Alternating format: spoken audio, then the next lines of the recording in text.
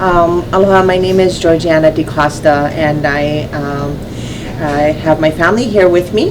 To my right, I have my mother, Mahialani Cipher. To my left, I have my eldest, my daughter, Jessica DeCosta, who is 24 years old. Behind me, to my right, I have my son, Keela DeCosta, who is almost 22 years old. And behind me, to my left, I have my son, Joseph Torres, who is 16 years old. My story really began when I was a teenager, experimenting with drugs in high school. I had Jesse when I was in high school. I stopped all drugs when I had you, Jess. When I knew I was pregnant with you, we've had that conversation.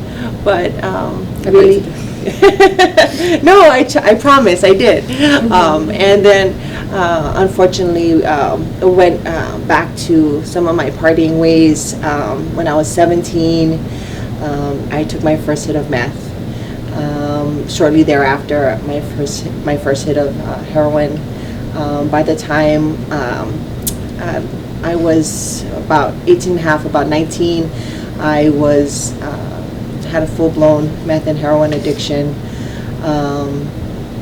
I shortly thereafter had my son, Keela. Realized that my addiction was out of control, and asked my mother to take care of my two children because I didn't want them to suffer because of my poor choices. And I saw that everything was unmanageable. With my boyfriend at the time, we went out to live in the car, and we were basically chasing dope all day, every day.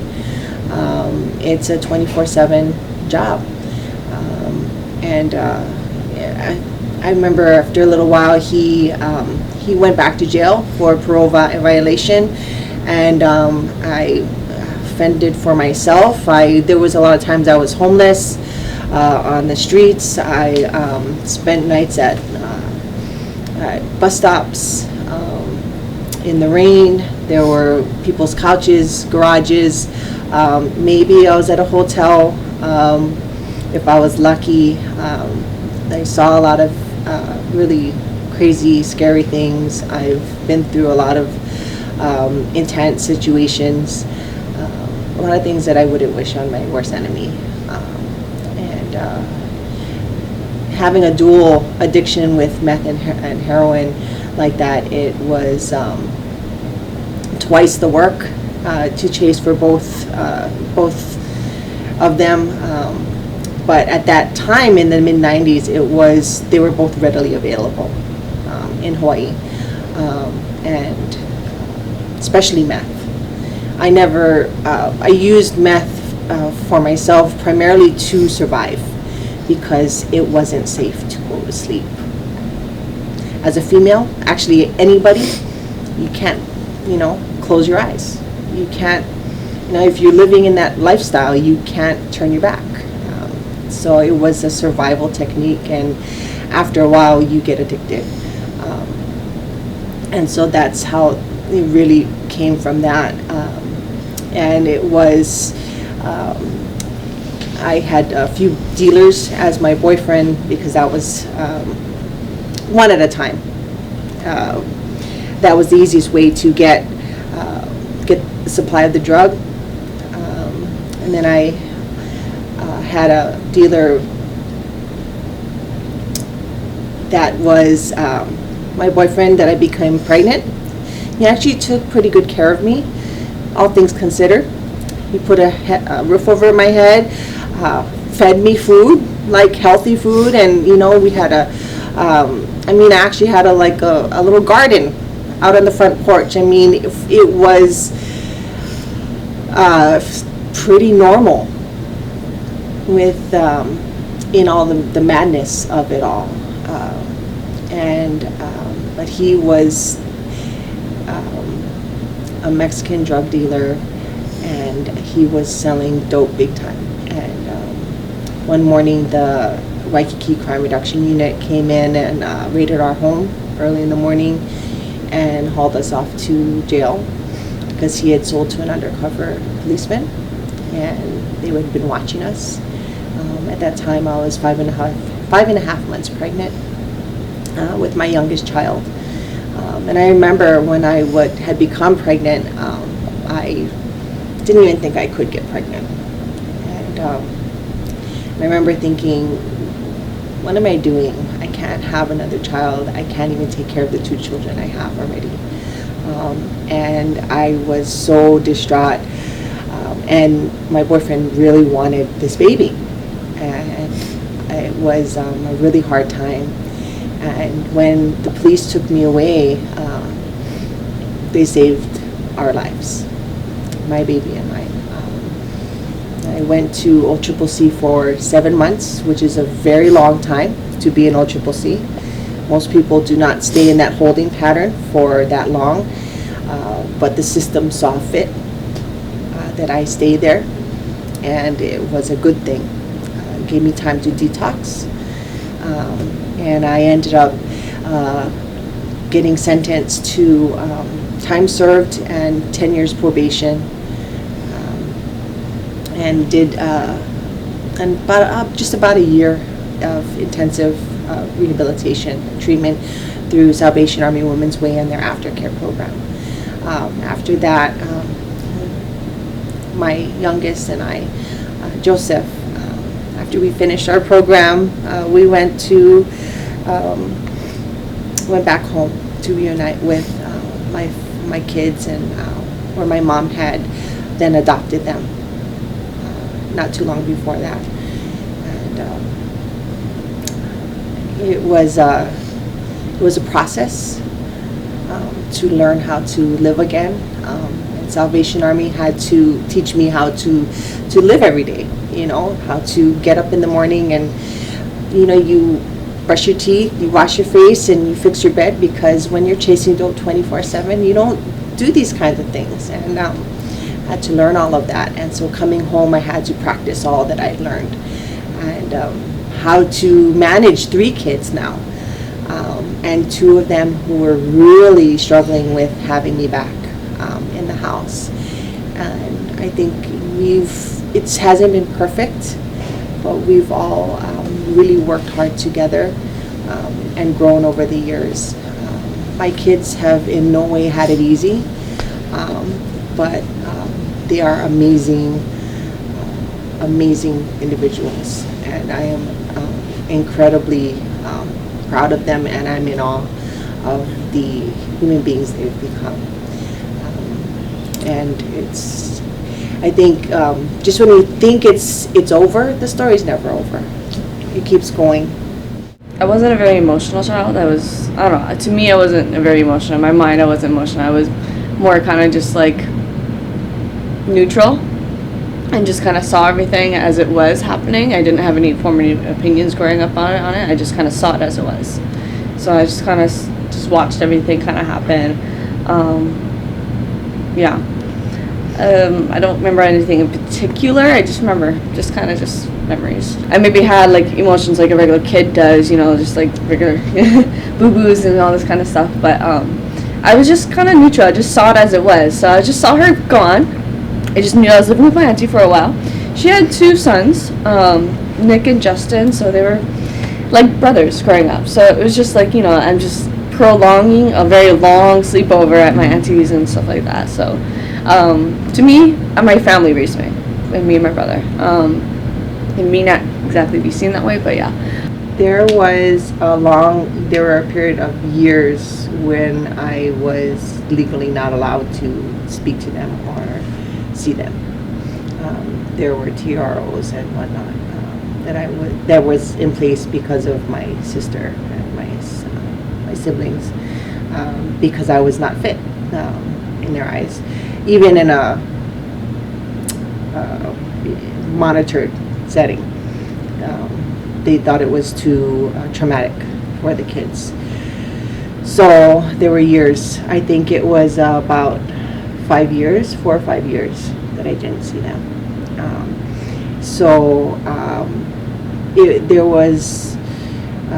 It just so happened that the timing worked out between my return and them reuniting with their tutu. It was not meant to happen. It was divine intervention. It was just luck. It was whatever you want to call it. It just worked out that we all came back together at the same time. And so this period of 4 or 5 years started when she was about 4? It actually started when she was about 2. She was about 2. So when you, 3. do you remember when you saw your mom again? When after a period of years? I think I do. I want to say it was back when you were living with Joey's dad. You were pregnant, and I remember distinctly too, because she had this perfume and smell, this scent that I never smelled before. I smelled it on her then, and then I didn't smell it for a while until I seen her again. So it was just like her scent. So yeah, it was just, you were living in this someone's like kind of back house kind of thing that had like a whole studio thing set up. You know, that's where they're living. It was just her. She was full on huge, and his dad. Just remember visiting her, and then that was right before she went back in again, I think. For me, I think it was more the dad situation was a little weirder to me. I was just like, oh, okay, but that's the dad. Okay. I was more growing up, to me, I was always kind of like, I was always just me and Keela for a while, for years. It was just me and Keela. No matter where we went, whatever, it was just me and Keela. So me and Keela kind of grew up having this bond. He doesn't really remember much, but I remember always growing up always looking after him. I was always the girl. There was always just me and like a bunch of boys, you know, so I was always the girl. So I'd always have to like try to keep up with them, you know, all this kind of stuff, being the girl. But yeah, I just remember growing up being more protective rather than being like freaking out about having new siblings or whatever, because I don't know, we're kind of used to that one. I remember that we had been living with my mom, and after Keela had been born, my drug use really escalated, and I believe it was really a part of my postpartum and trying to cope with everything. And not an excuse. I mean, it just was this real snowball of things that was happening. And my mom used to always tell me, my mom is totally no cigarettes, no, she doesn't drink, she doesn't do anything. So she would say, I know you're smoking something. Something's going on. You better stop that, whatever you're doing. And no, you don't know what you're talking about. Leave me alone. And fighting got worse and worse. And one night we got into this huge fight, and I grabbed the kids, and we all went into the van. And it was these two as very, very little. And Jesse was just maybe 2 or 3, and Keela was 5 or 6 months. And we went into the van, and we left. I don't need to listen to her. She doesn't know what she's talking about. I'm going to live my life. And that night, it just poured. It stormed. And I remember being absolutely miserable with the kids because we couldn't, you know, if we change a diaper, you can't throw it out because it was pouring rain. And we didn't have a sink to make a proper bottle. You know, and I wasn't breastfeeding because I was getting high, you know, so I wasn't breastfeeding the little one, you know, Keela. And I remember Jessie sitting in the corner of the van, and she was a finger sucker. That's what she would suck, 2 fingers at all. That's what her, not a thumb, but 2 fingers. And I remember her sitting in the corner of the van and sucking 2 fingers and just looking totally frightened. And this whole scene, I just thought to myself, what am I doing? What am I doing here? And got through the night, and the first thing the next morning I called my mom. And back then we still had payphones. It was payphones and pagers. You didn't have cell phones, so I went to the payphone and I called my mom at work, and I said, can you please take the kids? When you were in the van, were you high? I'm sure we were using. I don't remember exactly. There's a lot of things that I don't recall. There's a lot of things. My memory is really bad for names and specifics. I don't know what part of it is actually my memory or just me not wanting to remember. So, but I don't remember exactly. But I remember Jessie That's what I remember. Seeing Jesse being totally afraid, and I remember the feeling of what am I doing? This is not their fault.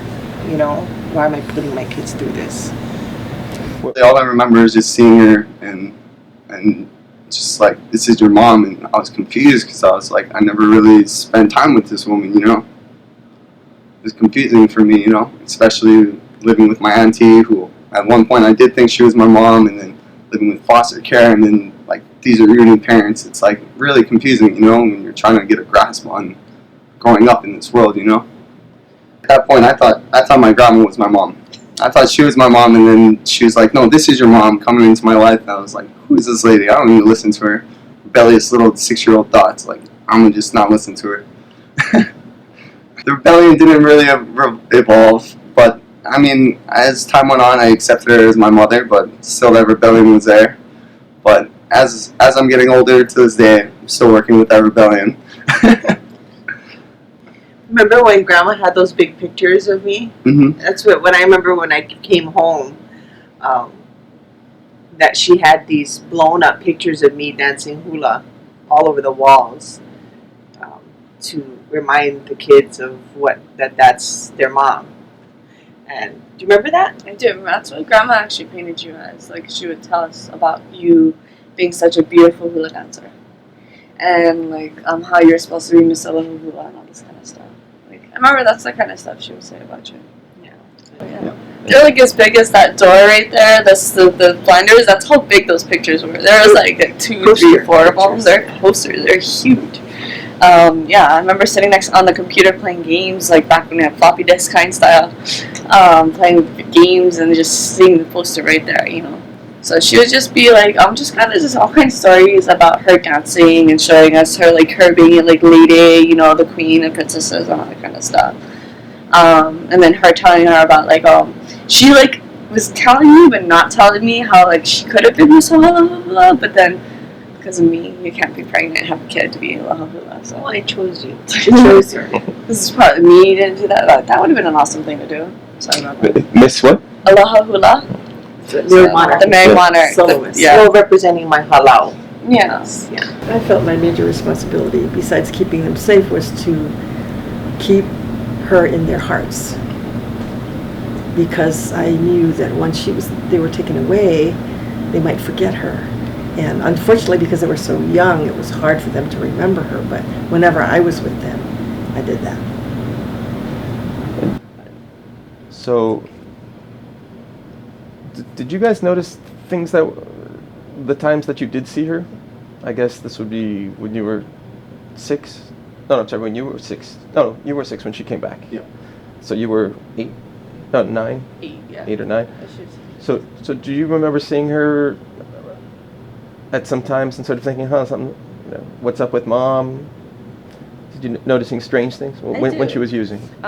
Because right after we saw her, right before she was, when I seen her and she was pregnant and then she left, we seen her again, because I was there the day Joey was born. I remember the exact day, everything I was doing that day. I remember being in school, all that kind of stuff. He was born at 5 o'clock in the afternoon, I remember it was on the news that day and everything. So, that's when I saw her again. And then, because I think I was the only one, Keela didn't see her for a while. I was the only one that saw her repeatedly throughout Joey's birth process and everything, and after he was born, even after he was born too. Because then that's when she kind of ended up at Women's Way, kind of shortly after he was born. And so that's when we saw her again. And she would take us to Kahalama, eat dinner, and then go to Women's Way right after. I want to say 5 times or something like that. She did it quite often, a few times or so, and so I remember seeing her again, for a while too, and I think that's kind of what Keela remembers too, just vaguely just seeing her. That's it, because that's when Joey was born too. Because I think that's how Keela kind of thought Grandma was mom. Because then all of a sudden he sees mom pregnant or sees mom and then doesn't see mom, and then all of a sudden Joey comes but mom's not there. And we just have Joey and a brand new baby. So it's oh, okay, yeah, Grandma's mom. So yeah, I could totally see that. I mean, and plus she would always take us from Auntie Shauna's house. I remember that. That's true. Yeah. I don't, in my early memories, I don't ever really remember her. It wasn't until 5 or 6 that I remember her. But yeah, so I remember all of that, and so like basically because I repeatedly saw her, I didn't like, yeah. So when you were pregnant, you weren't using, right? When you were pregnant, I was. you were.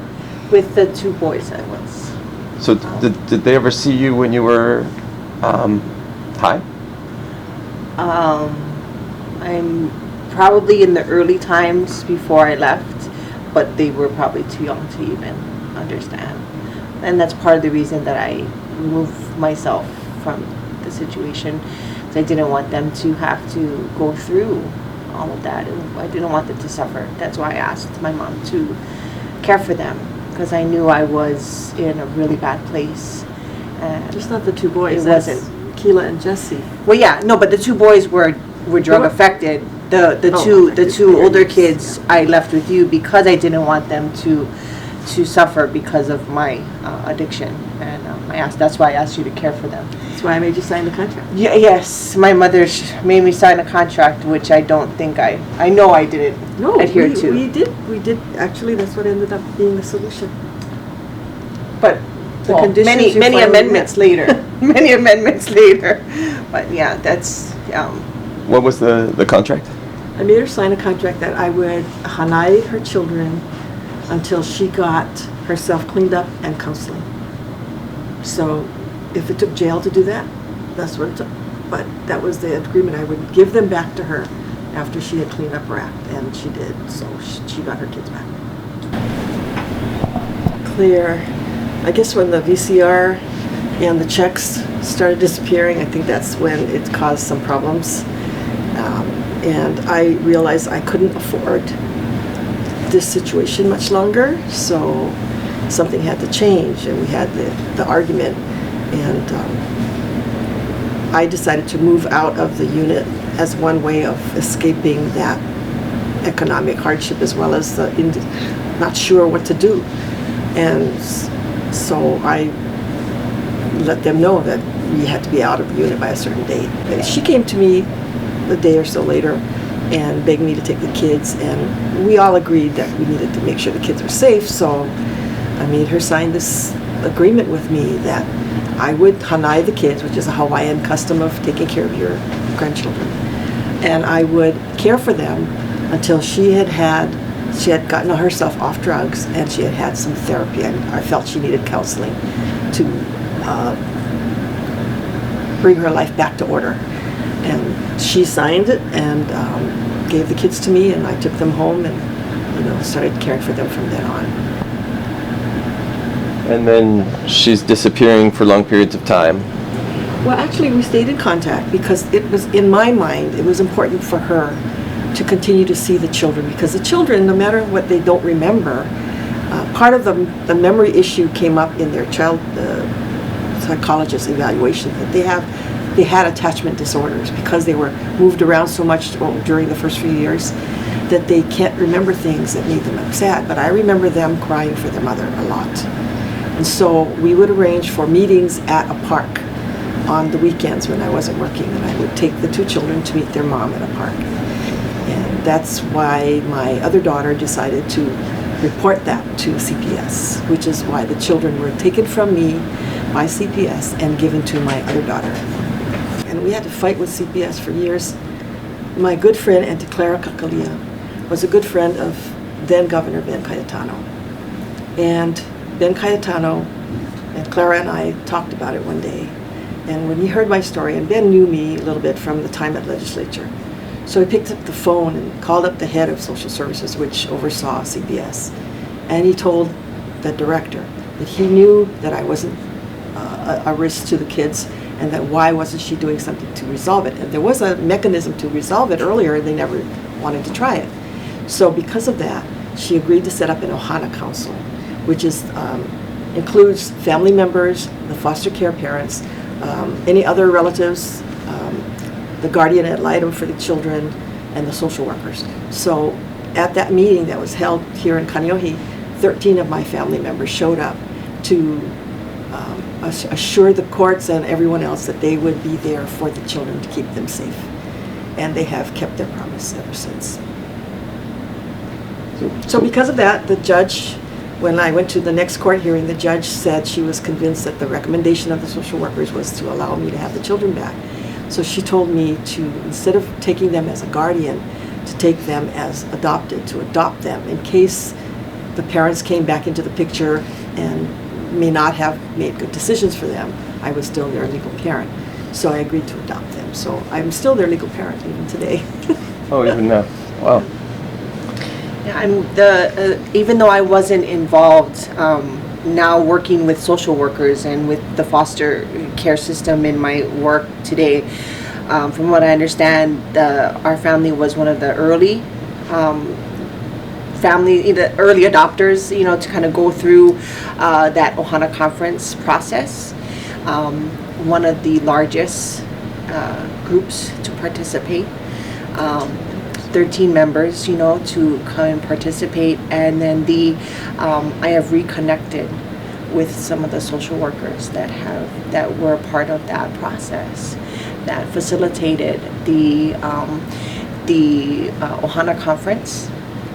That social worker has come back into our life again, as well as the another Ho'oponopono process that I've reconnected with that social worker. So one of those social workers. So it's really kind of an interesting thing to reconnect with them and see, all these years later, for them to see, wow, you folks have grown, and especially Auntie Robin, who was there for us she facilitated the Ohana conference that I wasn't there for, but she remembers the two of these kids there, and Well, and then I did subsequently, when Georgie got back on her feet and was working and earning a living for herself, I did give her guardianship. yes, we went to the family court and petitioned for guardianship, and the judge, I remember the female judge, I can't remember her name, and she said, this is highly irregular. And we said, yes, Your Honor, we understand that. And she said, well, if your mother thinks it's okay and she's going to be there, then I approve it. That was probably one of the harder transitions right there, was her coming back. Because there was multiple transitions going on. Because she was trying to adjust being back, and her own transition and stuff, and trying to figure out what she can do. She was trying to get her life together. So she was trying to focus on herself for a while too. So that I could see, like when I was young, I could see that she was dealing with that. And then that was kind of hard for us, because all of a sudden she's back. Like, now she's our mom. Now she's this random woman, almost random woman, but not exactly random woman. Like, we suddenly have to listen to her, all this kind of stuff. Like, it was different, All of a sudden Tutu was like, no, this is your mama, all this kind of stuff. Like, little slip-ups would be like, oh, we accidentally call her mom and stuff like that, But that was probably one of the harder parts, was transitioning with her coming back. Because Joey was a nice distraction from it all. Because he was young, he was the baby, everybody loved him, stuff like that. We were fortunate to have be living in one of our family houses at that time. So we had an actual house with a yard. So it was kind of perfect for kids and everything like that. So, for us kids, we had a lot of distractions. But it was really hard, like how Keela said, rebellious stage. He had all that kind of like was a glimpse in his eye at that time, because it was hard. For me, it was suddenly totally different too, because I think we suddenly had to share rooms. I suddenly had to share a room with her too. So we suddenly had our room together and everything like that. It was years. The transition took years to finally be able to be okay. It wasn't a quick thing. It was a very long, slow, prolonged thing. They did whatever they could. Try to do family night things, game nights, family dinners. This is back before, I was raised where you're not allowed to have electronics at the table. It kind of bothers me when I see kids with that. I'm like, dude, come on. So it was kind of nice, having that kind of moments. She tried to make it seem like we're family, everything's okay, we're going to be okay now, kind of a thing. But it wasn't. It only lasted so long, because certain other struggles, challenges, life threw at you and stuff like that happened. So once again, we were on the move. We had to move around and everything. When that happened, we split up. For some reason, not for some reason, I'm Tutu's girl. So I grew up with Tutu all the time. Like, just how Joey went to her office every day, you know, I was like that. Every day, stayed with her, grew up with her, like, so I stuck with Tutu. The boys went with my mom, and so that was her chance to, like, you know, like, this, I can do this, you know. She was working 3 jobs, was going to school, trying to finish her high school diploma, so it was, your college diploma too? Okay.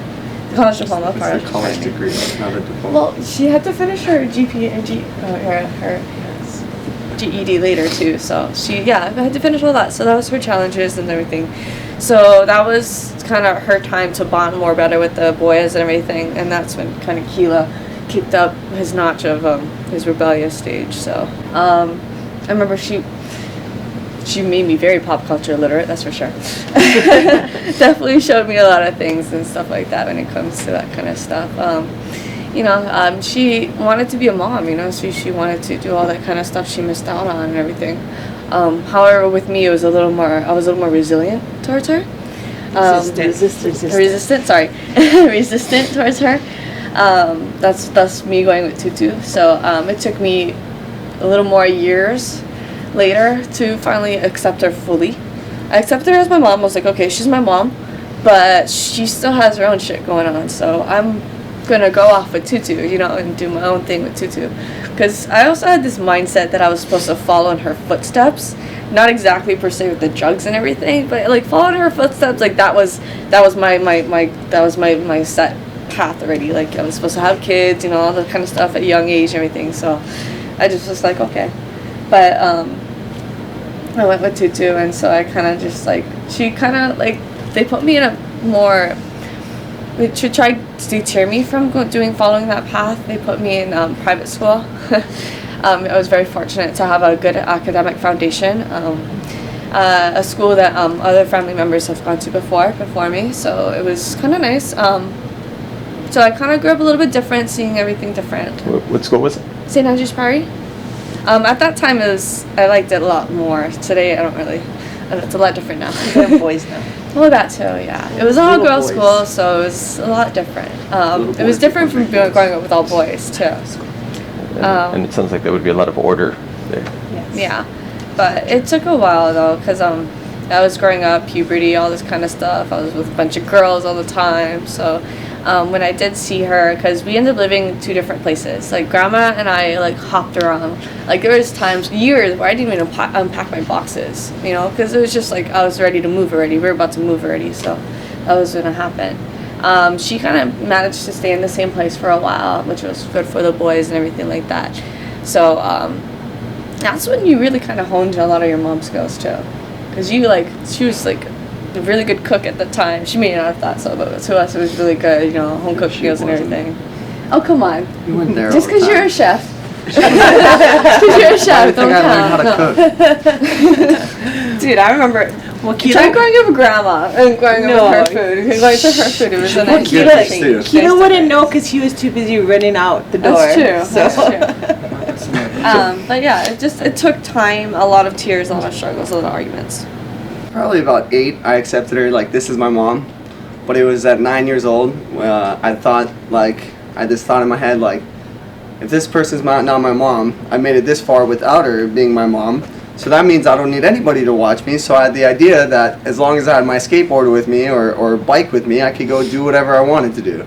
And then, so I would make excuses like, oh, I'm gonna go take out the trash can, I'm gonna take out the trash bag, and then I'd go take out the trash bag, get on my bike, and then go meet up with my friends somewhere, and then be gone until 9 o'clock at night. Like, just very rebellious, always on an adventure, always wanted to go and just do my own thing, because I was thinking in my head, she was never really a part of my life for so long, and I've made it this far without her, so I obviously know what I'm doing. Like, you know, I just had that thought of this very bold rebellious, like, independence, you know? And to this day, I'm still like that. I still think no matter what I do, I know what I'm doing. I don't need anybody to show me. I can prove you wrong. But the reality is, it took so many people to care for the kids, you know. My sister Shauna and Bill, you know, their Uncle Bill, who was very good to them. you know, and the fees. And, Oh yeah.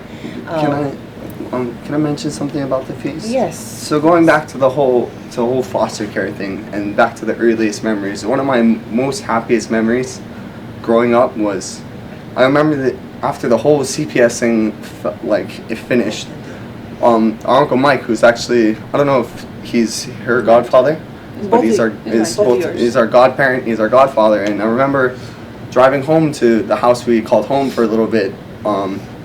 He actually was driving us home and he was like, well, you guys are home finally.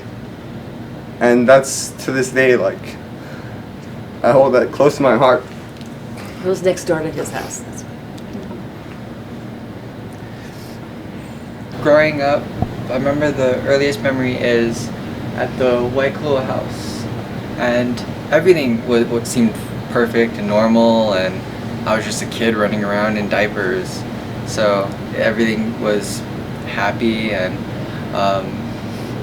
I remember we had tons of cousins and friends that would stop by, and in my mind we didn't have any problems, but as a girl they filled me in on, well, like, this happened and that happened. I was like, huh, that's interesting. And well, just processing it wasn't that big of a shock because we never had it like a dark secret.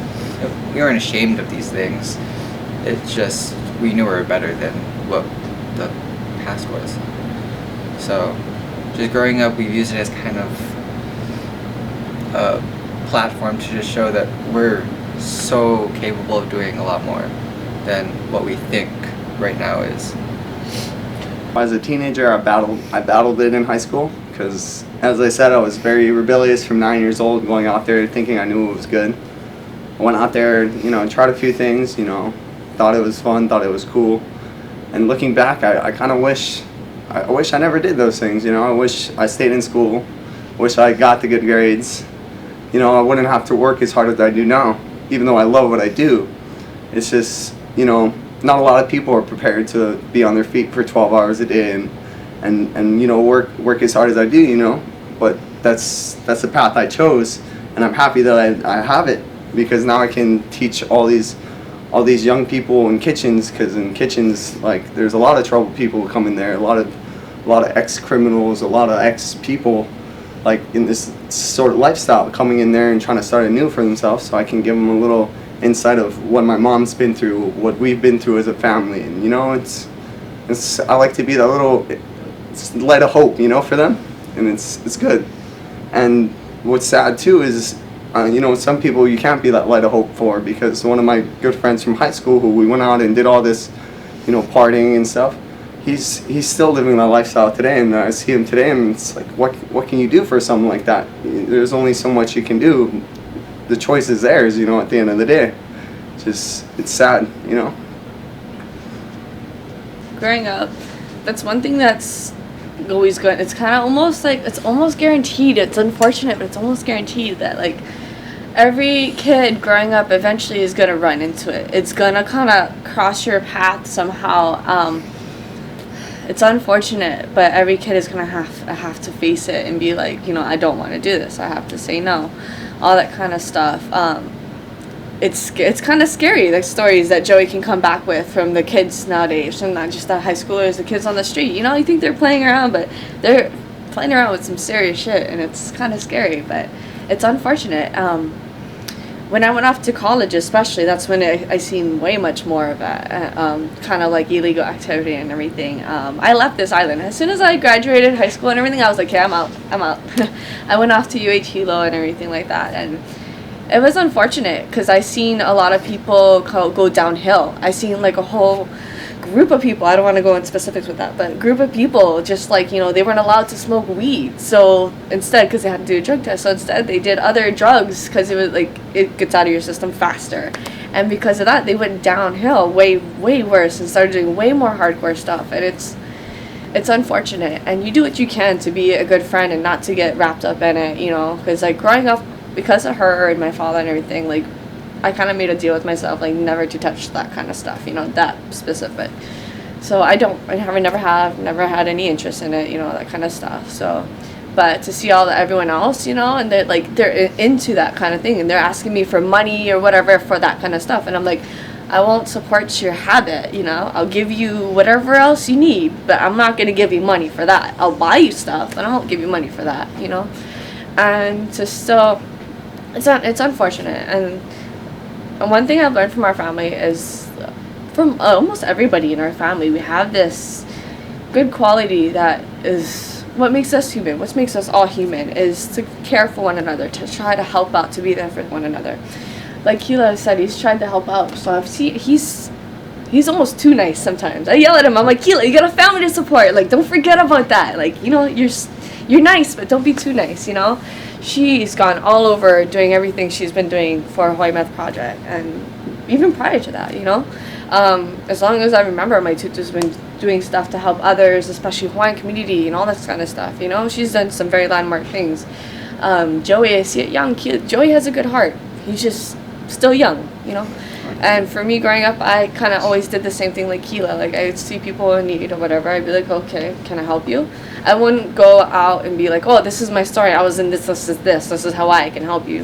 If they found out about it, they were more drawn to me, and they would ask more questions and all this kind of stuff. Like, growing up, I was like, weird story. I'd be the one, for some reason, the girls would freak out, they'd come to me, and they'd be like, oh, Jess, I think I'm pregnant. Partly too because I volunteered at a hospital, Cass Medical Center, for a year, so I would have access key cards to go pregnant, like birth center, all this kind of stuff. Like, I was there every Sunday, so they would ask me to tell me, go to birth center, can you ask the nurses this and that, So for some reason, I had people would come to me asking for things, and I would try to help. Did you guys ever go to see your mom give talks at schools? I think Jess has been the only one to actually see a whole talk, but they've all volunteered at the booths. And she's actually came to my school to do a presentation, and I kind of forbade her from telling her whole story, just because it's just not something I necessarily talk about. So. Yeah, well, it's such a powerful, intense, big story that it could overshadow your. You should get to choose when you talk about it and when you don't, I guess is how I'd say it. And so if it's with all these people you're spending all your time with at your school, I can totally understand. She's really good. I've seen her entire speech. She has like the big PowerPoint. She gets like, I've seen an entire auditorium of kids, of like teenager kids, which is hard to get their attention. An entire auditorium all at once. All of them asking questions, enticed, disgusted, all this kind of stuff, because she's showing them the hard cold facts about the reality of it all. And so she's very inspirational. She usually has like a line of people after every speech wanting to talk to her and ask her questions, like, I have this and that, like, how do I help this person, So she's very inspirational. She's done a lot of good work. She's really good. She's really good at what she does, and it's unfortunate she's like this before. Stuck in this kind of stuck in the world that she doesn't want to be in. It's unfortunate she has to constantly keep talking about the hard stuff, but We were existing quite pleasantly, I guess, happily, until 2010 when their father overdosed and died. And quite quickly the Band-Aid was ripped off of everybody's wounds. And out of everything that I personally have been through, that was the hardest trial of my life. Yeah, and, we no longer could hide those wounds. All of us had to deal with it, and we're still dealing with it till today. The consequences of what happened in 2010, laying their father to rest. So I support, myself supporting these two through it. Joseph, supporting the, being with the family in all of that trauma. Re-traumatized again through their father's overdose, he not only left these two but another child behind, a very young, she was only 1 year old, so they have another sister out there as well, with another mother. So but these two, it really kind of caused the scab to be opened. But I think in a good way, because then it started a different kind of healing. In my opinion, it really started a much healthier healing, because I think everybody was then at a point in our lives when we were ready to deal with it in a much more mature way, rather than just running or hiding or getting high, whatever it is that anybody was doing before. We were able to heal, and that process is still going on until today. You have a tattoo. Well, yes. Yes. Seems like a good time to. Yes. So my warrior tattoo. My niece, in November of 2015, took her life, and so a few of us in the immediate family went and got semicolon tattoos, and this is mine. The warrior semicolon tattoo, because I felt that I had lost too many people to suicide, and didn't want to lose any more. And again, going back to their father and my niece, and just like these, I didn't want to lose any more people to substance abuse, to depression, to that emptiness. So I made sure it was visible to anybody who needed the message. And so when I go out to schools, the kids are able to see it and they ask questions about it. And I tell them to look up the Semicolon Project and make sure they understand it, they share it, so that they can understand the message. In a sentence, what is the Semicolon Project? Semicolon Project is very simple. Semicolon means that the writer has more to the story. Just like we all have more to our stories, and that there could have been a period and an end, but there is still more to go. And just like with suicide, that's an ending. But instead of a period, we hope that everyone chooses a semicolon. Yeah. And I have no idea what it is, but you have a tattoo on your forearm Yeah, too. we all got. Yeah. Okay. So It's all What, similar. can you read it out? All endings are also beginnings, and then semicolon. You all have tattoos? well, that's also something he read at his dad's funeral. Yeah, No. that quote. Not cool. Joe, what is yours? I live with the as a semicolon. Yeah. I don't have one. She hasn't got figured I out was what she working. wants yet. Yeah. No, I didn't get the memo. We were all gone that night. Didn't know that one.